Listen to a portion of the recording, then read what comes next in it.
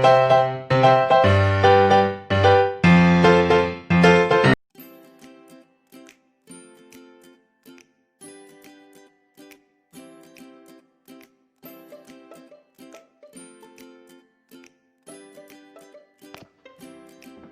Friends, आप सभी का स्वागत है आपके अपने YouTube channel study point with DS में।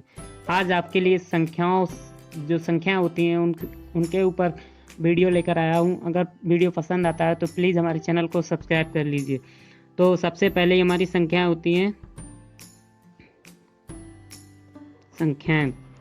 सबसे पहले हमारी संख्या होती है प्राकृतिक संख्या। प्राकृतिक संख्याएं, तो प्राकृतिक संख्याओं को इंग्लिश में हम लोग नेचुरल नंबर्स बोलते हैं।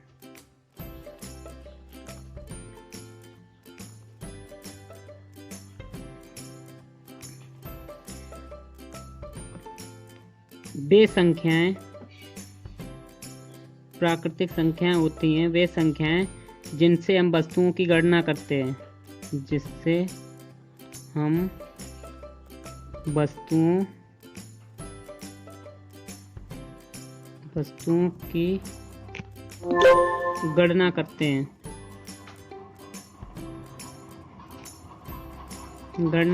हैं। प्राकृतिक संख्याएं कहलाती हैं।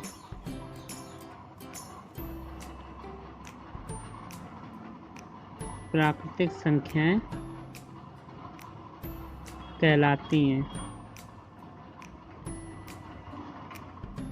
कहलाती हैं जैसे 1 हुआ हमारा, 2, 3, 4, 5, 6, 7 ... उसके बाद हम लोग देखते हैं पूर्ण संख्याएं।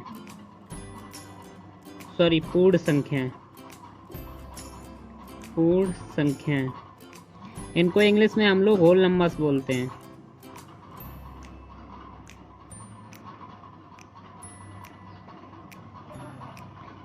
होल नंबर्स, अगर प्राकृतिक संख्याओं में हम लोग 0 शामिल कर लें तो वो हमारी पूर्ण संख्याएं हो जाती हैं, जैसे 0, 1, 2, 3, 4, 5, 6 ... अगर 0 शामिल हो जाए तो वो हमारी होल नंबर्स यानी पूर्ण संख्याएं हो जाती हैं। नेक्स्ट है हमारा सम संख्याएं।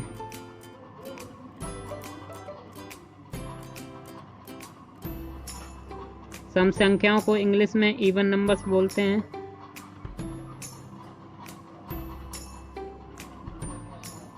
वे संख्याएं जो 2 से पूर्णतः विभाजित हो जाएं। वे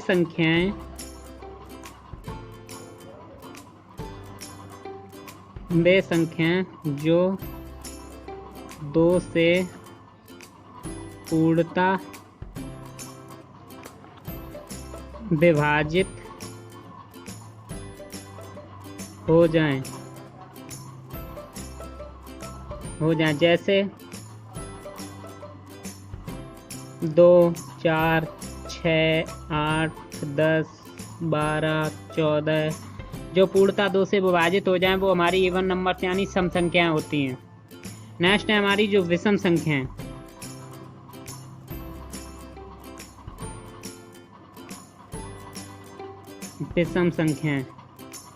विषम संख्याओं को इंग्लिश में ऑड नंबर्स बोलते हैं।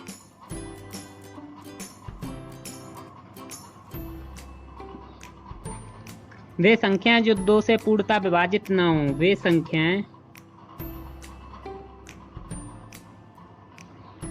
संख्याएं जो 2 से पूर्णतः विभाजित ना हो विषम संख्याएं कहलाती हैं, जैसे 1, 3, 5, 7, 9, 11, 13 आदि। उसके बाद आती हैं हमारी पूर्णांक संख्याएं।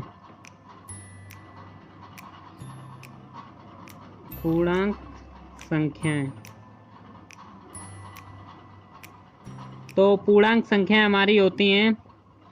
पूर्णांक संख्याओं को इंग्लिश में हम लोग बोलते हैं इंटीजर नंबर्स।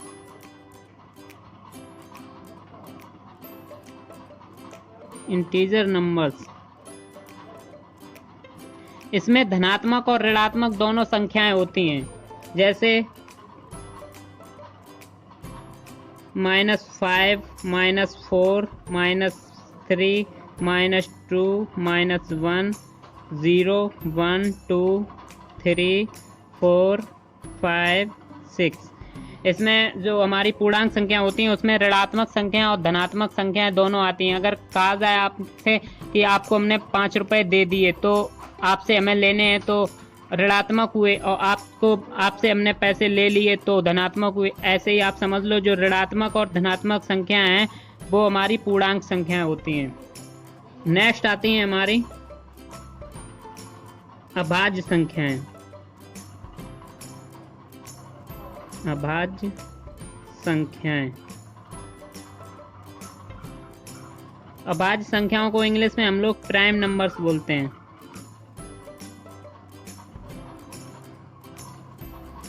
Prime numbers. तो अभाज्य संख्या आप लोग देख लो, अभाज्य संख्या होती हैं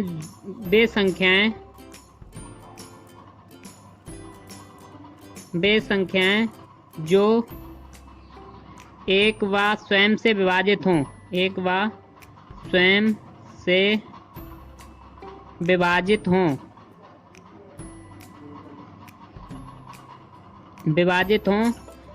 अभाज्य संख्याएं कहलाती हैं। जैसे हमारा हुआ 2, 3, 5, 7, 11, 13। जो 2 है हमारी एक ऐसी संख्या है जो अभाज्य संख्या और सम संख्या है, यानी इवन नंबर। 2 एक ऐसा नंबर है जो अभाज्य भी है और सम भी है। और जो प्राइम नंबर्स होते हैं उसमें कोई भी ऐसा नंबर्स नहीं है 2 के अलावा जो इवन हो। तो सबसे पहले पूछा जाता है सबसे पहली अभाज्य संख्या कौन है, तो आप लोग राइट आंसर कीजिएगा। जो 2 है हमारी अभाज्य संख्या है। फिर उसके बाद आती हैं भाज्य संख्याएं। भाज्य संख्याएं इनको हम लोग संयुक्त संख्याएं भी कहते हैं। संयुक्त संख्या भी कहते हैं। तो इनको इंग्लिश में हम लोग बोलते हैं कंपोजिट नंबर।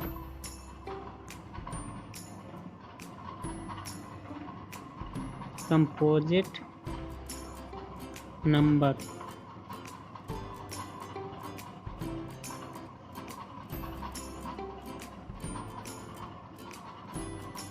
Composite number.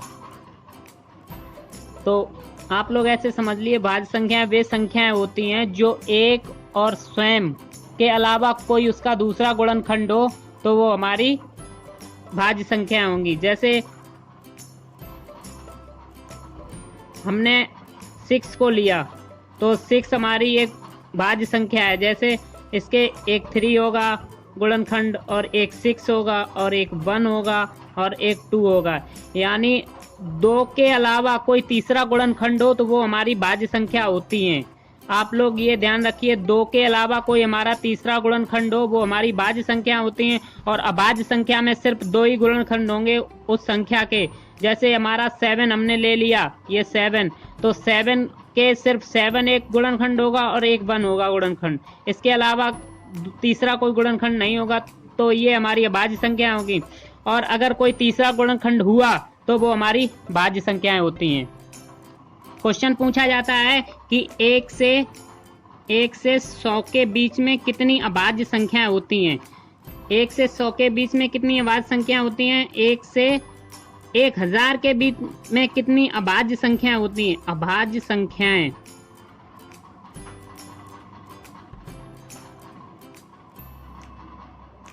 तो आप लोग इसको आप लोग गिनेंगे कि कितनी होती हैं। इससे अच्छा आप लोग देख लें, जो 1 से 100 के बीच में हमारी होती हैं 25 अभाज्य संख्याएं। जो 25 होती हैं वो हमारी 1 से 100 के बीच में अभाज्य संख्या होती हैं।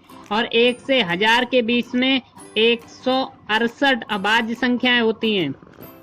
और ऐसे ही अगर भाज्य का पूछा जाए कि भाज्य कितनी होती हैं भाज्य संख्या, ये क्वेश्चन पूछे जाते हैं एग्जाम में कि 1 से 100 के बीच में कितनी हमारी भाज्य संख्या होती हैं, तो 1 से 100 के बीच में हमारी 74 भाज्य संख्या होती हैं। और 1 से 1000 के बीच में कितनी हमारी भाज्य संख्या होती हैं, तो 1 से 1000 के बीच में हमारी होती हैं 831 यानी 831। जो 831 होती हैं वो हमारी भाज्य संख्या होती हैं 1 से 100 के बीच में। अब हम लोग देखते हैं सहभाज्य संख्याएं। सहभाज्य संख्याएं, तो सहभाज्य संख्याएं होती हैं जिनका मासा 1 हो। जैसे हमने कोई संख्या ली 15 और 16, तो इसमें आप लोग देखें ये डिवाइड तो होगा बट लेकिन ये जो मासा है इसका 1 ही आएगा, यानी दोनों संख्याएं किसी एक से विभाजित होनी चाहिए। जैसे ये हमारा है तो 3 से होगा, ये होगा 4 से होगा। ऐसे ही कोई एक संख्या से ये दोनों संख्या नहीं कटनी चाहिए। और जैसे हमने लिया 8 और 9, तो ये हमने देखा कि जो 8 है वो 4 से डिवाइड होता है और जो 9 है वो 3 से डिवाइड होता है। यानी जो हमारी ये संख्या है ये सहभाज्य संख्या, अगर इनका मासा निकालेंगे तो 1 आएगा। तो ये हम समझ लिए हैं कि जो सहभाज्य संख्या होती हैं उनका जो मासा होता है वो 1 होता है। नेक्स्ट हम लोग देखते हैं परिमेय संख्याएं। सबसे महत्वपूर्ण है ये, इस पे चैप्टर भी बहुत सारे बुक में हैं। जो परिमेय संख्याएं हैं उनके बारे में आप लोग जानिए। जो परिमेय संख्या है वो किसे कहते हैं? परिमेय संख्याओं को इंग्लिश में हम लोग रैशनल नंबर्स बोलते हैं। Rational numbers.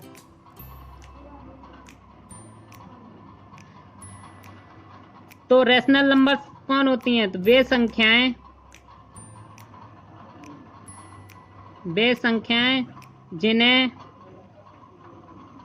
P/Q के रूप में लिखा जा सके।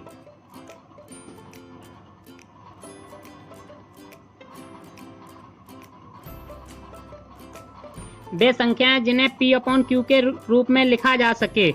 और एक शर्त है, जो Q है हमारा वो 0 नहीं होना चाहिए। Q is not equal to 0, मतलब जो Q है हमारा 0 नहीं होना चाहिए। जैसे हमने लिख लिया 5/4, 3/5 या 0/6, ये हमारी सब परिमेय संख्या है। लेकिन अगर 6/0 कर दिया तो ये हमारी परिमेय संख्या नहीं होगी।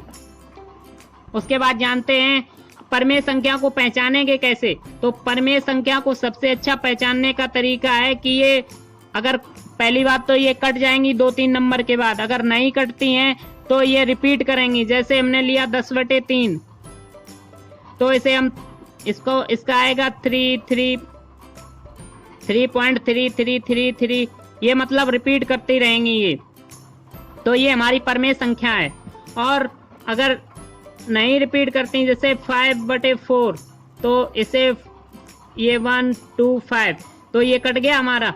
तो ये भी हमारा पॉइंट के बाद कट जाएंगी, नहीं तो रिपीट करेंगी। तो ये हमारी परिमेय संख्या को पहचानने की ट्रिक है। आप लोग इसे देखिए कि परिमेय संख्या को कैसे पहचान लेंगे। उसके बाद हम लोग देखते हैं अपरिमेय संख्याएं।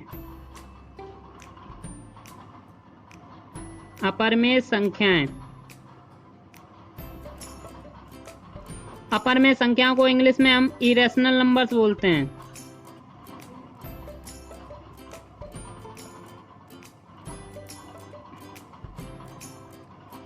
वे संख्याएं जिन्हें हम P/Q के रूप में ना लिख सकें। वे संख्याएं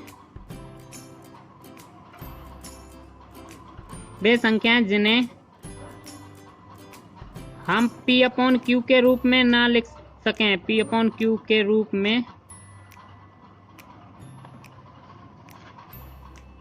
में ना लिख सकें।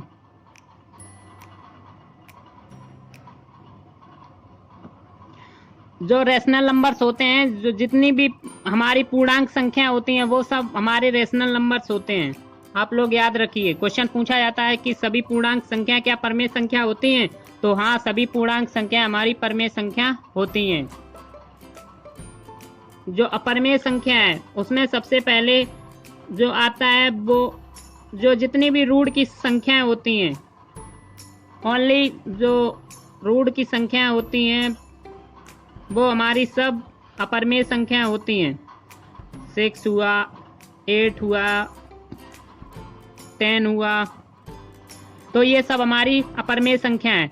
लेकिन हमारी जो रूट 4 है वो संख्या अपरिमेय संख्या नहीं होगी, क्योंकि ये रूट 4 का मान, ये जो इसका वर्गमूल अकल निकालेंगे तो ये 2 आ जाएगा।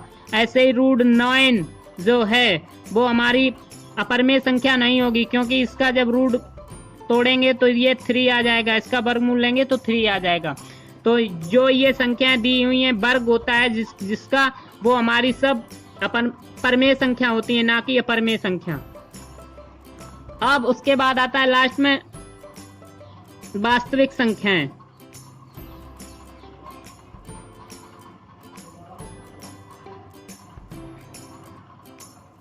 वास्तविक संख्याएं, इनको इंग्लिश में बोलते हैं रियल नंबर्स।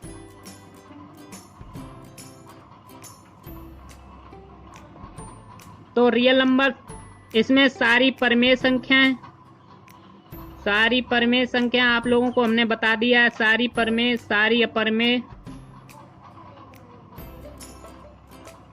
अपरमेय संख्याएं शामिल हैं। जितनी भी परमेय और अपरमेय संख्याएं हैं वो सब हमारी वास्तविक संख्याएं होती हैं। तो अब उसके बाद आप लोग देख लें, जो जीरो होता है उसके जीरो के नियम।